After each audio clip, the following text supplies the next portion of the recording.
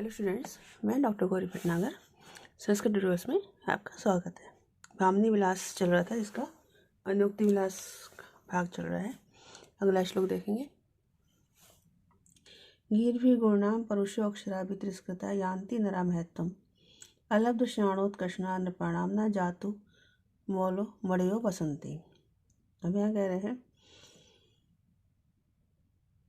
गुरुणाम परुष अक्षराभि तिरस्कृता, गुरुओं की परुष कठोर अक्षरों वाली, गीर्भि तिरस्कृता वाणी से, गीर्भि बहुवचन है तो वाणियों से तिरस्कृता तिरस्कृत होने पर भी नरा महत्तम यान्ति, लोग महत्व को प्राप्त कर लेते हैं।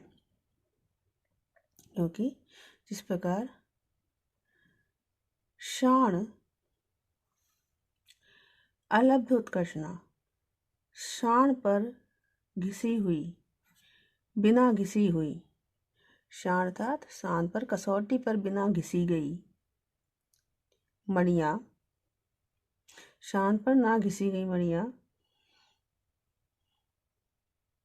जातु नृपाणाम मौलो ना वसंती, कभी भी राजाओं के मस्तक पर धारण नहीं की जाती हैं।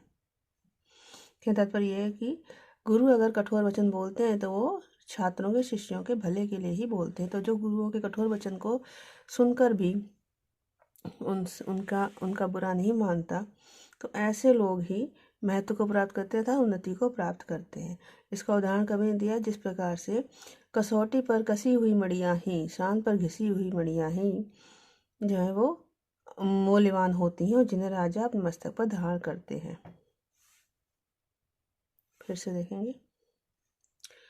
गुरु नाम परुष अक्षराभि गीर्भि तिरस्कृता, गुरुजनों के कठोर अक्षरों वाली वाणियों से तिरस्कृत होने पर भी, अपमानित होने पर भी नरा महत्तम यान्ति, लोग महत्व को प्राप्त करते हैं, उन्नति को प्राप्त करते हैं।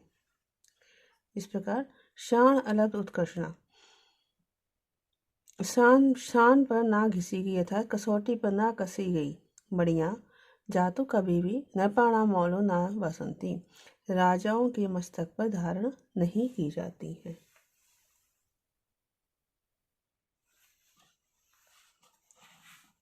अगला श्लोक देखेंगे। वहति विषधनान पटीर जन्मा शिरसि मषिपटलं दधाति दीपा विधुरपि भजते तराम कलंकम विशोंजन न भरति यथ क्षितीन्द्र।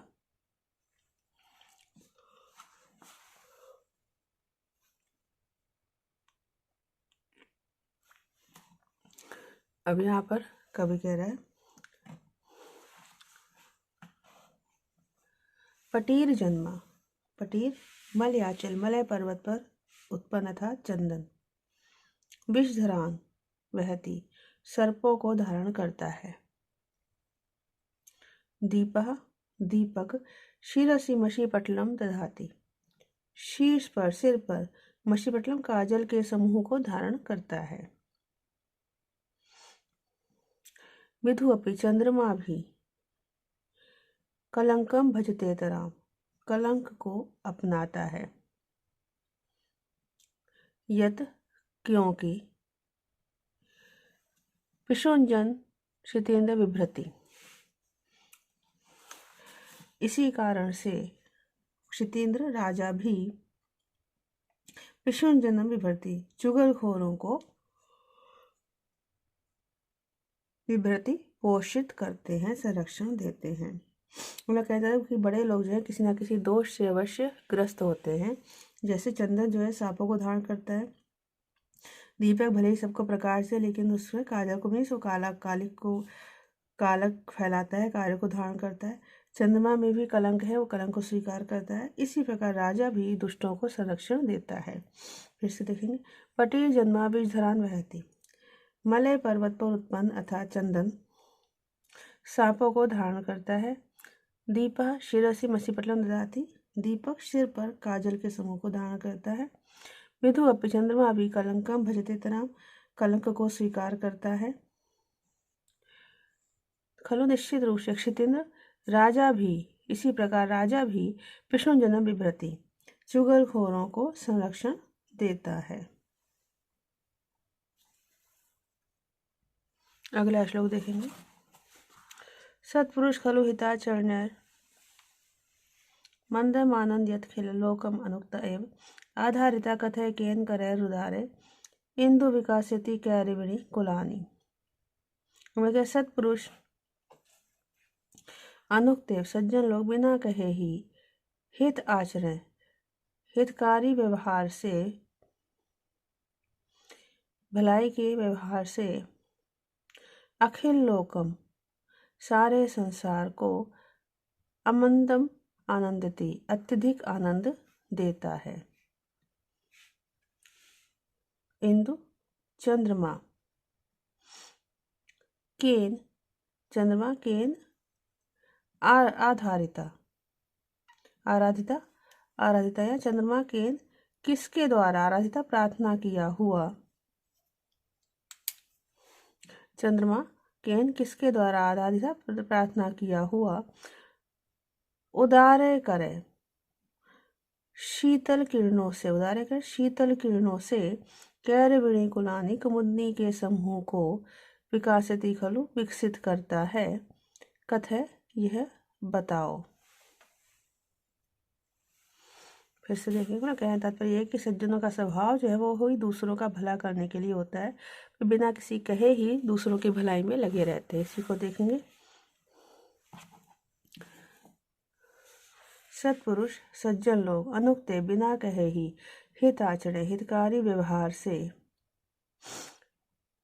अखिल लोकम सारे संसार को अमंदम आनंद अत्यधिक आनंद प्रदान करता है।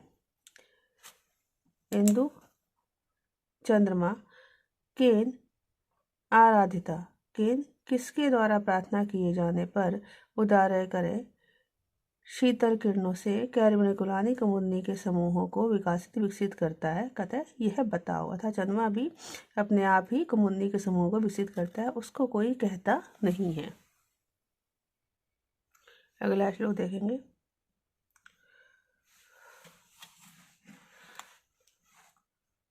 परार्थ व्यासंगा उपजहत अथ स्वार्थपरता मम स्वार्थपरता भेदे के तम यो वहति गुणभूतेषु सततम स्वभावादस्यत्नै सुश्रुति ललितो दात महिमा समर्थो यो नित्यम स जयति तराम को अपि पुरुषः। देखेंगे यह जो परार्थ व्यासंगात परार्थ परोपकार में व्यासंगात लगे रहने के कारण परोपकार लगे रहने के कारण स्वार्थपरता उपजहत स्वार्थपरता स्वार्थपरायणता का उपजहत परित्याग करते हुए स्वार्थपरता को छोड़ते हुए गुणभूतेषु गुणभूतेषु गुणों रूपी सज्जनों के गुण रूपी सज्जनों के साथ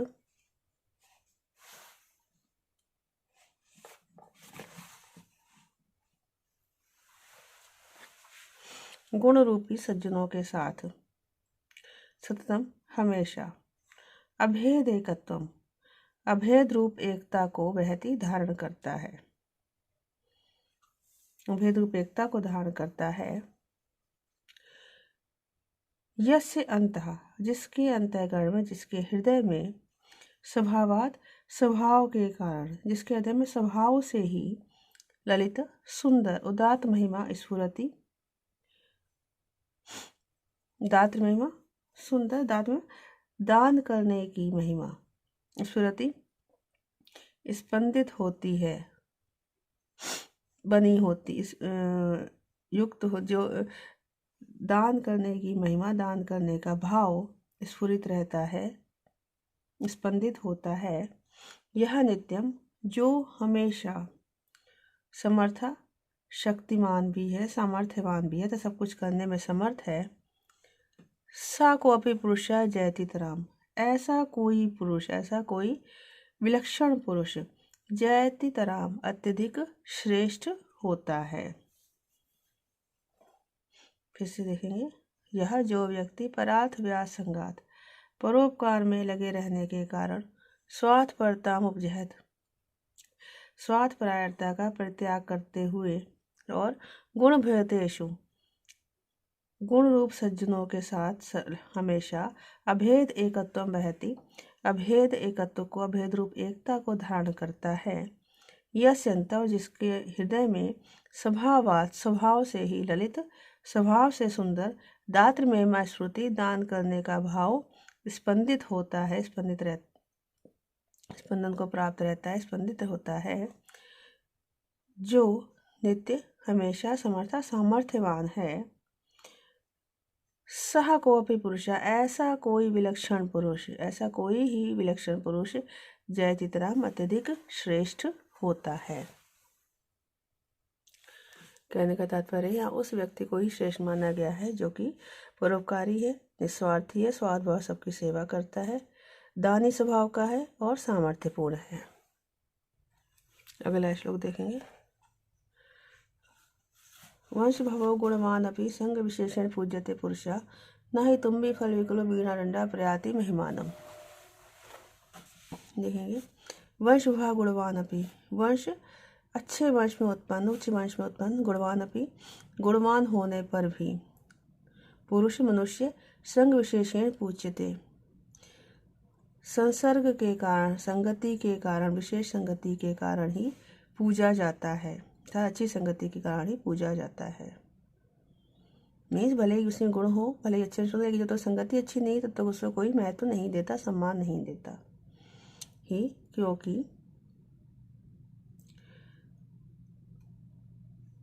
अब इसको दोबारा देंगे। यहाँ पे शेष अलंकार, वंश भवो अच्छे बांस से निर्मित, गुणवान अपि तारों से युक्त होने पर भी, गुण मीन्स रस्सी कहते हैं या तार होगा, तारों से युक्त होने पर भी, तुम भी फल विकलो, तुम भी फल से रहित, वीणा दंडा वीणा का दंड, महिमानम ना प्रयाति महत्व को प्राप्त नहीं करता, अर्थात ध्वनि को उत्पन्न करने में समर्थ नहीं होता।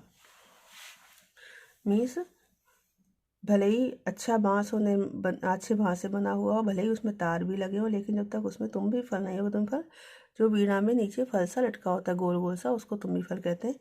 तो जब तक उसे तुम भी फल नहीं हो तब तक उसमें अच्छी ध्वनि नहीं निकल सकती। फिर से देखेंगे। वंश विभाग गुणवान अपि, उच्च वंश में उत्पन्न, कहने तात्पर्य यह है कि सत्संगति की महिमा को उल्लेख किया गया कि बिना अच्छी संगति के गुणवान व्यक्ति भी, और भले ही वो ऊंचे वंश में हो, फिर भी उसे समाज में सम्मान नहीं मिलता। तो वंश हुआ उच्च वंश में उत्पन्न, गुणवान अपि गुणवान होने पर भी, मनुष्य संग विशेषण पूज्यते, अच्छी संगति के कारण ही सम्मान को प्राप्त करता है ही, क्योंकि वंश हुआ अच्छे बांस से बनी हुई, गुणवान अपि तारों से युक्त होने पर भी, तुम भी फल विकलो, तुम भी फल से रहित, वीणा दंड वीणा का दंड, महिमानम ना प्रयाति महत्व को प्राप्त नहीं करता, अतः ध्वनि को उत्पन्न करने में समर्थ नहीं होता। अगला श्लोक देखेंगे। अमित गुणो अपि पदार्थो दोषेण एकेन निंदितो भवति, निखिल रसायन महितो गंधेन उग्रेण लशुन एव। हमें कहते अमित गुण अपि, असीमित गुणों से युक्त भी पदार्थ, असीमित गुणों से युक्त वस्तु भी, एकेन दोषेण निंदितो भवति एक दोष से निंदनीय हो जाती है। जैसे निखिल रसायन महितो, अनेक औषधियों से श्रेष्ठ होते हुए भी, लहसुन गंधेन उग्रेण एव, तीव्र गंध, उग्रेण तीव्र गंध के द्वारा त्याज्य हो जाता है। अनेक गुणों के साथ साथ लहसुन में तीव्र महक होती है, दुर्गंध होती है, इसलिए वो त्याज्य है। उसी प्रकार से भले ही मनुष्य में कितने भी गुण हो, अगर एक दोष है तो उसके सारे गुण व्यर्थ हो जाते हैं। फिर से देखेंगे। अमित गुणों अपि, अमित गुणों पदार्थ अपि, अनेक गुणों से युक्त वस्तु भी, एकेन दोषेण निंदितो भवति एक दोष से निंदनीय हो जाती है, तथा उसके सारे गुण व्यर्थ हो जाते हैं। जिस प्रकार से निखिल रसायन महितो, अनेक औषधियों से युक्त होते हुए, श्रेष्ठ होते हुए भी, उग्रेण गंधेन उग्र गंध के कारण, उग्र दुर्गंध के कारण लहसुन त्याज्य हो जाता है, त्यागनीय होता है। अगला श्लोक देखेंगे। उपकार में तनुते विपदगता सद्गुणो नितराम, मूर्छाम भ्रतो वाणि दर्शनम पारदो अत्र रसः। अब यहाँ पे कह रहे सद्गुणा नितराम, सज्जन लोग नितराम अत्यधिक विपदगता, विपत्तिग्रस्त होने पर भी उपकार में तंत्र उपकार ही करते हैं। सज्जन लोग अनेक बहुत अधिक विपत्ति में पड़े होने पर भी सज्जन उपकार ही करता है। अत्र इस संबंध में मूर्छागता, मूर्छित हुआ, मृतावा अथवा भस्मीभूत हुआ, पारद रस निदर्शना, पारद नामक रसायन उदाहरण है। फिर से देखेंगे एक बार। सद्गुण सज्जन नितराम अत्यधिक विपत्तिगता, विपत्ति में पड़े होने पर भी उपकार में तो उपकार को ही करते हैं अर्थात उपकार में ही लगे रहते हैं। अत्र इस संबंध में मूर्छांगत मृतोवा, मूर्छांगत मीन्स मूर्छा को प्राप्त हुए, मूर्छित तथा स्तंभित हुआ अथवा मृत भस्मीभूत हुआ, पारदृशा, पारा नामक रसायन निदर्शनम उदाहरण है। अर्थात पारे को जब शोधन आदि कार्य करते हैं तो भले ही वो स्तंभित हो जाता है मीन्स स्थिर हो जाता है, या भस्मीभूत हो जाता है मीन्स भस्म हो जाता है, फिर भी वो काम ही आता है। तो इस प्रकार से सज्जन लोगों को पारे से उदाहरण दिया गया है। तो इस वीडियो में इतना ही। साथ बने रहने के लिए धन्यवाद।